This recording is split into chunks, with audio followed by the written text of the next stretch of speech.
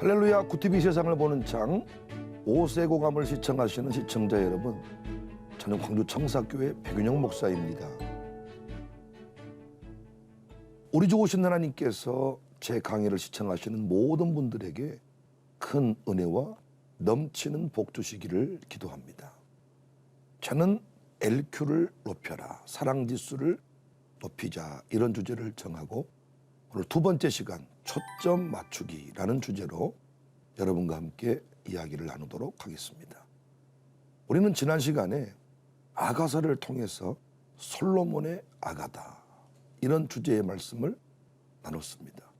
특별히 그 주제의 핵심 내용은 선교의 역사, 교회 부흥의 역사, 이런 역사를 남겨가는 것이 매우 중요하지만 이제 우리 안에서도 솔로몬 같은 사랑 이야기, 사랑 역사를 함께 써가자. 분열 역사가 아니라 사랑 역사를 함께 써가자. 이런 취지의 이야기였습니다. 특별히 솔로몬의 사랑을 받은 술람미의 변화를 제가 여러분 앞에 자세히 말씀드렸습니다. 1장 5절에 예루살렘 딸들아, 내가 비록 검으나 아름다우니 계달의 장막 같을지라도 솔로몬의 휘장과도 같구나.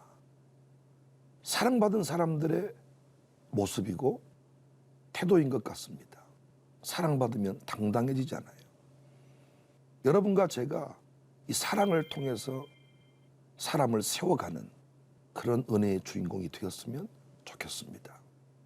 리고렌 목사님이 교도소에서 약 5천 명의 재소자들을 상대로 설교를 했을 때의 일입니다.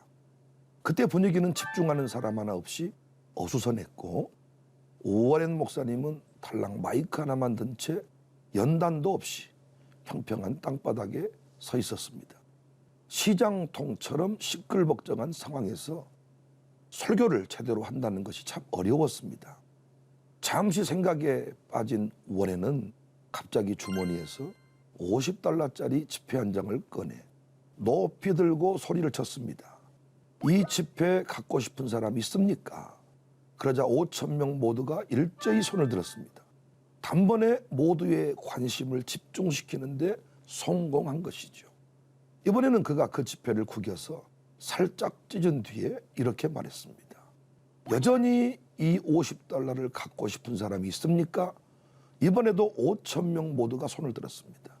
그러자 그는 돈에 침을 뱉은 다음에 바닥에 던져서 구두발로 짓밟았습니다. 다시 물었습니다. 이래도 이 돈을 원하는 사람이 있습니까? 이번에도 5천 명이 전부 손을 들었습니다. 그때부터 워렌의 설교에 불이 붙기 시작했습니다. 바로 이것이 여러분 아버지이신 하나님이 해주신 일입니다. 학대를 받으셨습니까? 이용당하셨다고요? 쓸모없는 인간이라는 모욕을 당하셨어요?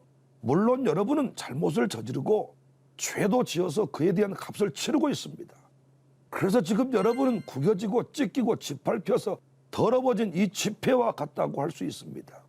하지만 하나님 앞에서 여러분의 가치는 단 $1도 떨어지지 않았습니다.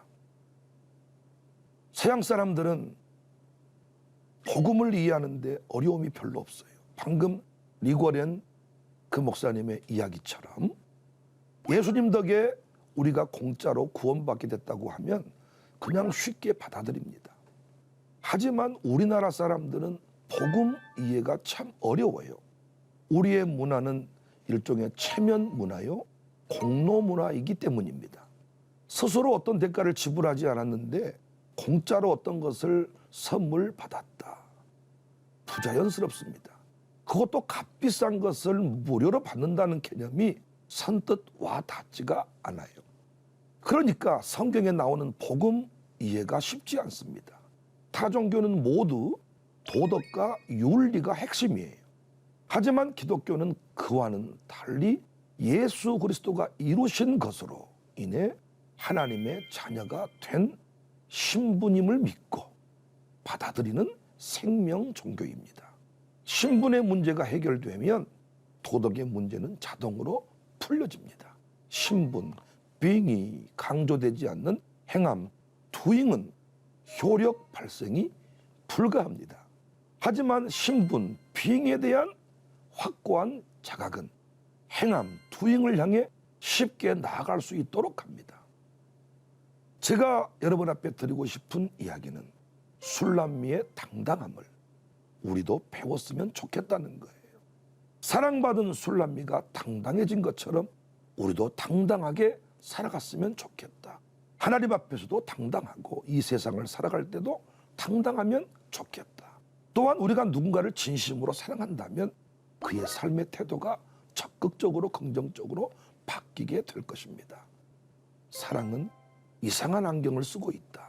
구리를 황금으로 보이게 하고 가난한 것을 풍성하게 보이게 하는 안경을 쓰고 있다. 한마디로 사랑한다는 것은 안경을 쓰는 것이다. 그 안경만 써버리면 작은 키가 커 보여요. 검은 얼굴이 백옥처럼 보여요.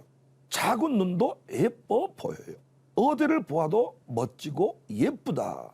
탄성이 터집니다. 오늘 본문에서도 그 안경을 쓴 두 사람을 만날 수가 있어요. 바로 솔로몬과 술람입니다. 먼저 솔로몬의 고백이 참 멋집니다. 2절에 여자들 중에서 내 사랑은 가시나무 가운데 백합화 같도다. 물론 1절에 술람미가 고백합니다. 나는 샤론에 수선하여 골짜기에 백합화로다. 보는 관점이 좀 다를 수 있지만 외로운 자신, 고독한 자신을 드러내는 고백입니다. 그런데 솔로몬은 개의치 않아요. 가시나무 가운데 백합화 같다고 합니다. 무슨 말인지 아시겠어요? 이 말은 술람미는 백합하고 다른 여자는 다 가시나무라는 것입니다. 이것이 사랑의 논리입니다. 남자가 사랑에 빠지면 그 여자 외에는 누구도 보이지 않아요. 심지어 같은 여자인데 어머니도 보이지 않습니다. 오직 그 여자입니다. 교인이 교회 사랑에 빠지면 자신의 교회 외에, 담임 목사 외에 누구도 보이질 않습니다. 자신의 목사만큼 멋진 사람이 없고 그 목사만큼 설교 잘하고 능력 있는 목사가 없어요. 자신이 섬기는 교회 예배에만 은혜가 있는 것 같고 그 예배당에서 기도해야만 응답이 있는 것 같아요. 그래서 주변 사람들은 이런 교인을 미쳤다 합니다. 이상하다 합니다. 하지만 이상한 것이 아닙니다. 그 사람이 행복한 사람입니다. 사랑하는 사람은 결코 불행하지 않아요.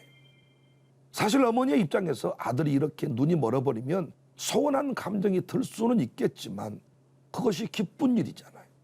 여전히 장성한 아들이 어머니만 바라보고 산다면 어머니가 부담스럽고 아마 마음이 아플 겁니다. 결혼한 남자들에게 묻고 싶어요. 내 부인은 백합하고 다른 여자는 다 가시나무 맞습니까?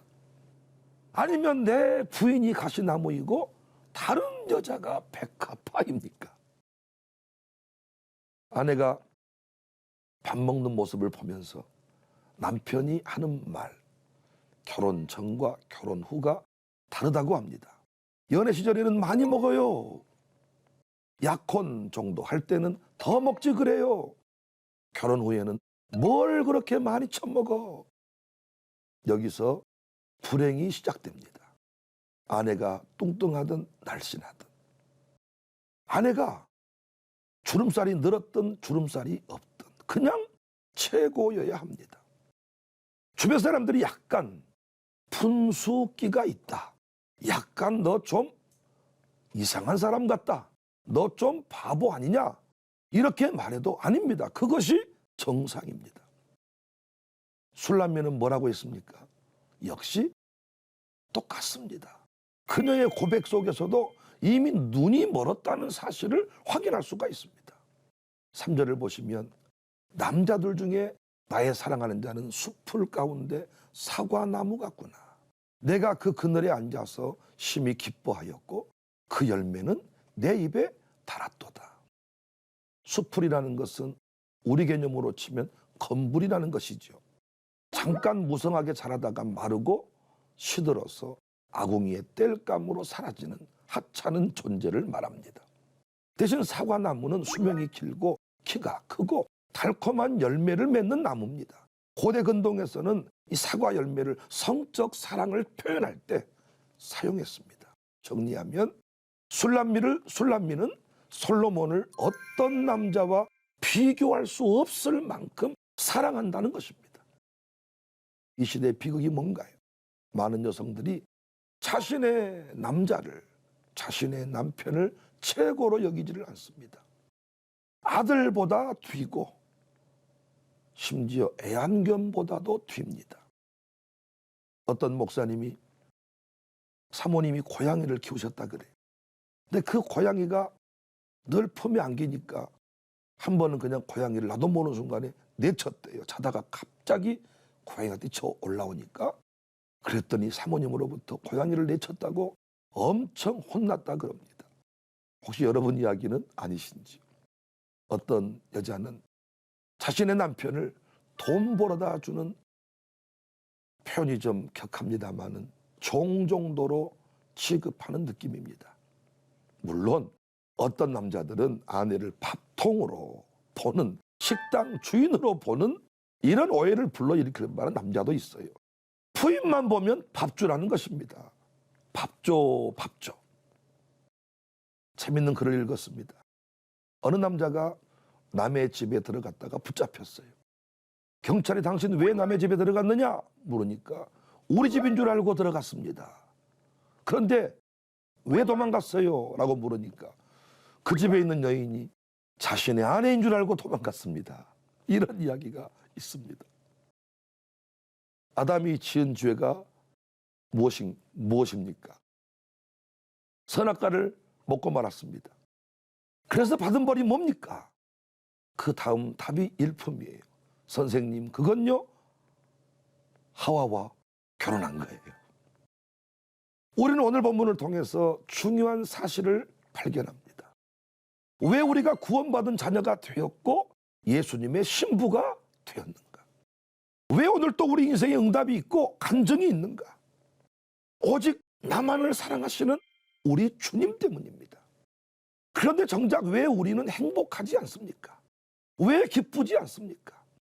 나를 사랑하시는 주님, 신랑 되시는 주님이 계시는데 왜 우리는 이 술람미처럼 당당하지도 못하고 행복하다 고백하지도 않습니까? 그 이유는 예수님이 수풀로 보이고 검불로 보이고 세상이 사과나무로 보이기 때문이 아닌가요? 그래서 지금 우리에게 필요한 것이 초점 맞추기입니다. 돌아가버린 눈을 다시 돌리는 거예요. 우리 주님께로 돌리는 거예요. 우리 주님 아니고는 다 실망이고 배신일 뿐입니다. 주님만이 나의 영원한 신랑입니다. 3절에 내가 그 그늘에 앉아서 심히 기뻐하였고 그 열매는 내 입에 달았다. 4절에 그가 나를 인도하여 잔치집에 들어갔으니 그 사랑은 내 위에 깃발이로구나. 사랑하는 시청자 여러분, 오색, 오감, 가족 여러분, 우리가 예수님 만나서 웃게 되었지 웃을 일이 있었던 사람들입니까? 술람미는 잘 아시는 바대로 소장농의 딸이었습니다. 배다른 오빠들이라 이렇게 제가 공부를 했는데 그 배다른 오빠들과 살면서 그는 많은 학대도 어떤 상처도 받았던 것 같습니다.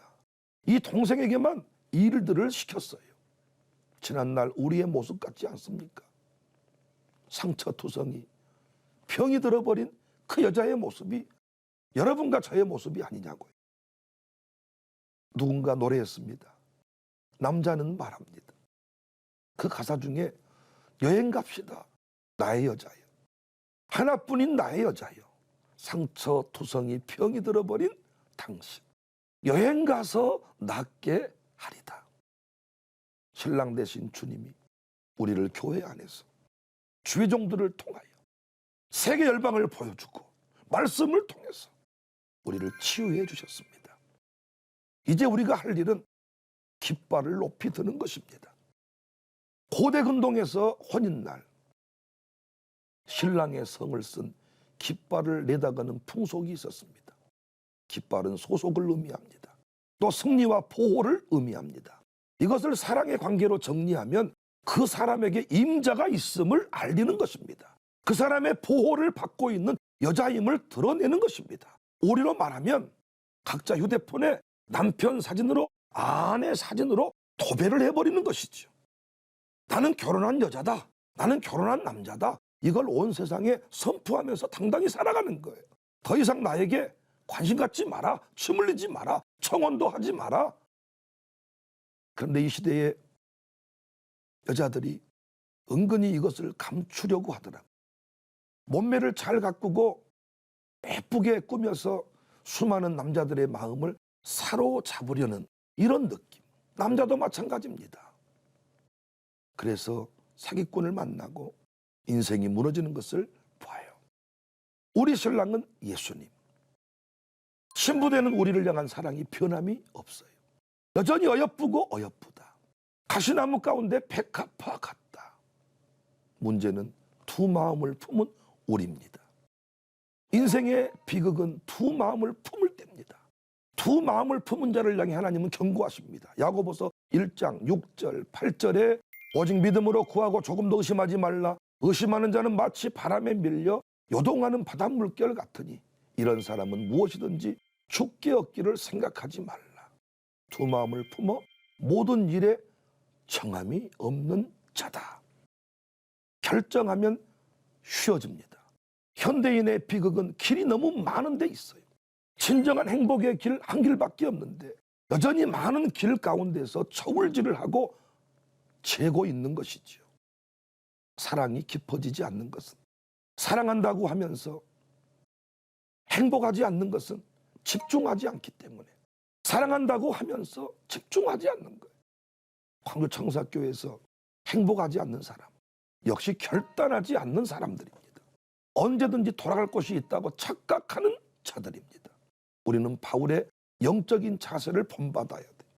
그는 주님 사랑을 확인한 순간 다 배설물로 여겼다. 다 버렸다.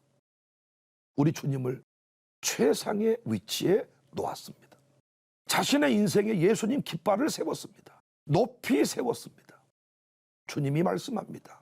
마태복음 10장 37절에 아버지나 어머니를 나보다 더 사랑하는 자는 내게 합당하지 아니하고 아들이나 딸을 나보다 더 사랑하는 자도 내게 합당하지 아니하다. 사랑에 빠지면 일이 아무것도 아니에요. 얼마든지 부모님을 뒤로 하고 도망치듯 지하실에서 사랑하는 사람과 숨어 살 수도 있습니다. 아무것도 없어도 그 사람만 있으면 되는 것이죠. 이것이 사랑병입니다. 5절에 너희는 검포도로 내 힘을 돋고 사과로 나를 시원하게 하라. 내가 사랑함으로 병이 생겼다. 영국의 작가 제롬은 사랑은 홍역과 같다. 누구든지 한 번은 걸려야 한다고 했습니다. 병이 날 만큼 주님을 사랑하고 교회를 사랑한 적이 있으신지요? 우리의 문제는 사랑의 대상이 여전히 수풀을 사과나무로, 가시나무를 백합화로 사랑합니다. 6절 그가 왼팔로 내 머리를 고이고 오른팔로 나를 안는구나. 누구나 꿈꾸는 행복한 부부의 모습이 아닌가요? 누구나 꿈꾸는 성도의 모습이 아닌가요? 우리가 깊어지는 사랑을 위해서, 뜨거운 사랑을 위해서 우리에게 필요한 게 초점 맞추기입니다.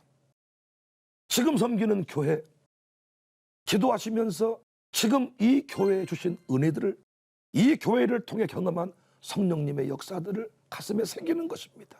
집중하는 것입니다. 초점을 맞추는 것입니다. 부끄럽지만 제 아내 얘기를 조금 하면, 제 아내는 우리 교회가 숫자가 수천 명이 되고 제가 노예 임원이 되고 어떤 총회장님을 만나고 그런 것에 별로 관심이 없습니다. 오직 그 많은 사람 중에 나의 관심이, 나의 눈빛이 자신을 향하고 있는가가 매우 중요합니다. 그래서 제가 교회 손님이 오고 교회 분주하게 막 사역을 하고 있을 때 아내는 제게 그 순간에도 문자를 보냅니다. 여보, 나 보고 싶지 않아? 여보, 사랑해. 또 제가 어떤 총회장님을 만나고 노예 중요한 목사님들 만나서 어떤 회의를 하고 있을 때도 지나가면서 유리창에서 저를 쳐다보면서 저에게 손을 흔들고 눈을 깜빡이고 지나갈 때가 많습니다. 제가 그때 그냥 빨리 지나가라고 손을 쳐도 아내는 개의치 않습니다. 다른 사람이 중요한 게 아니고 우리 교회 숫자가 많아진 게 중요한 게 아니고 내가 자신을 향하고 있는가. 저도 마찬가지입니다. 저도 수많은 사람이 있지만은 아내가 저를 바라보고 있는가. 설교 시간에 다른 사람이 다 눈을 뜨고 있어도 아내가 저를 바라보고 있는가. 아내가 은혜를 받고 있는가. 저는 그게 중요합니다. 감사하게 제가 지금까지 무너지지 않고 목회할 수 있었던 것은 아내가 가장 예뻐 보여요. 물론 제가 성도 사랑이 유별난 목사지만은 수많은 사람 중에 아내가 가장 예뻐 보입니다. 그래서 아내에게 제가 어떤 배우를 닮은 것 같아, 어떤 사람보다 더 예쁜 것 같아 이런 얘기를 하면 아내는 웃으면서 제발 다른 사람 앞에서 그런 얘기 하지 말라고 합니다. 그렇지만 그것이 싫지 않은 모습입니다. 우리 교회에서도요, 참 재밌는 집사님 부부가 있어요. 우리 교회에서 가장 키가 작아요. 가장 키가 작은 집사인데 정말 놀랍게 그 부인이 키가 더 커요. 그런데 결혼을 했어요. 어떻게 당신은 키가 더 적은 남자와 결혼할 수 있었는? 이렇게 물어보니까 연애 시절에 꽤 오랫동안 연애를 했는데 자신보다 키가 작은 줄 몰랐다는 거예요. 사람들이 다 웃습니다, 여러분. 흔히 콩깍지가 끼었다, 콩깍지가 벗어졌다 이런 얘기를 하잖아요. 우리 주님이 우리를 사랑하실 때 흔히 우리 개념으로 콩깍지가 낀 것 같아요. 많고 많은 사람 중에 어찌 우리 같은 사람을 신부로 삼았을까요? 그리고 우리가 하는 짓을 보면 얼마든지 우리와 사랑이 단절될 수 있는데 여전히 우리를 백합하다. 수많은 사람 중에 나는 너를 사랑한다. 그래서 은혜 받고 나면 가장 먼저 느끼는 감정이 하나님이 나만 사랑하시는 것 같잖아요. 주님이 나를 사랑하십니다. 100마리 중에 한 마리가 아니라 100마리의 가치로 전부 다 여기면서 나를 사랑하십니다. 그래서 우리가 주님 앞에 당당한 것입니다. 사랑하는 시청자 여러분, 믿음도 있고 소망도 있는 사랑이 없어서 문제입니다. 사랑 지수를 높일 때 우리는 계속 이길 수 있다고 했습니다. 사랑받고 사는 사람과 사랑받고 사는 인생, 자녀 다릅니다. 그 사랑이 깊어지는 원리, 사랑할 수 있는 원리가 아가서의 여러 형태로 소개되는데 오늘 소개해드린 원리는 초점 맞추기. 아브라함이 독자 이삭을 낳았습니다. 너무나도 사랑했겠죠. 100살이 넘어서 낳은 아들, 손주 같은 그런 아들이었겠죠. 어느 날 주님이 그 이삭을 바치라고 합니다. 그런데 그 이삭을 바치라고 할 때 앞에 나오는 수식어구가 내 사랑하는 독자 이삭입니다. 하나님은 인신제사를 원치 않으신 분인데 왜 이삭을 바치라고 했는가? 하나님은 100%인가를 확인하시는 거예요. 끝까지 아브라함이 하나님 보고 말씀을 쫓아가야 되는데 어느 순간 독자 이삭을 사랑한 것이죠. 하나님은 그 이삭을 가져오라고 한 것입니다. 진심인가 전부인가를 확인하신 것입니다. 역시 아브라함은 이삭을 바쳤습니다. 거기서 아브라함이 걸어간 그 위대한 길, 그 길이 위대한 길이 된 것입니다. 주님 앞에 내 마음 전부를 드리는 것, 이것이 신자로서 행복해지는 비밀입니다. 부부간에 어떻게 만났는지는 저는 잘 모르겠습니다만은 집중하십시오. 기도하면서 다시 남편을 바라보십시오. 그러면 참 그 남편의 매력 포인트가 보이게 될 것입니다. 기도하면서 다시 아내를 바라보십시오. 그러면 그 아내가 내 인생에 얼마나 소중한 존재인가를 알게 될 것입니다. 누군가 노래했는데 저는 그 노래 가사가 너무 좋아요. 당신이 내게 얼마나 소중한 사람인지 세월이 지나고 보니 이제 알게 됐어요. 보배로운 당신, 멋진 당신. 그 고백이 참 은혜롭습니다. 은혜가 떨어지면 내 목사님이 별로 좋아 보이지 않지만 은혜 충만하면 내 목사님이 가장 멋져 보인다 그랬잖아요. 저도 마찬가지입니다. 수많은 성도들을 만나고 살지만은 정말 우리 교회 성도들이 멋집니다. 제가 서울에서 부교자 생활을 하다가 광주에 갔습니다. 생각해 보십시오. 서울에서 만났던 많은 장로님, 집사님, 성도들이 계시는데 여전히 제 마음이 서울을 향하고 있다면 저는 광주 청사교회에서 부흥의 역사를, 행복의 역사를 써가지 못했을 것입니다. 사랑은 초점 맞추기. 다 내려놓는 거예요. 가지를 쳐내는 거예요. 그리고 뜨거운 사랑을 가지고 집중하는 것입니다. 사랑은 안경을 쓴다. 그래서 우리 교회에서도 보니까 기도를 많이 하고 은혜 받는 사람이 결혼을 잘하더라고요.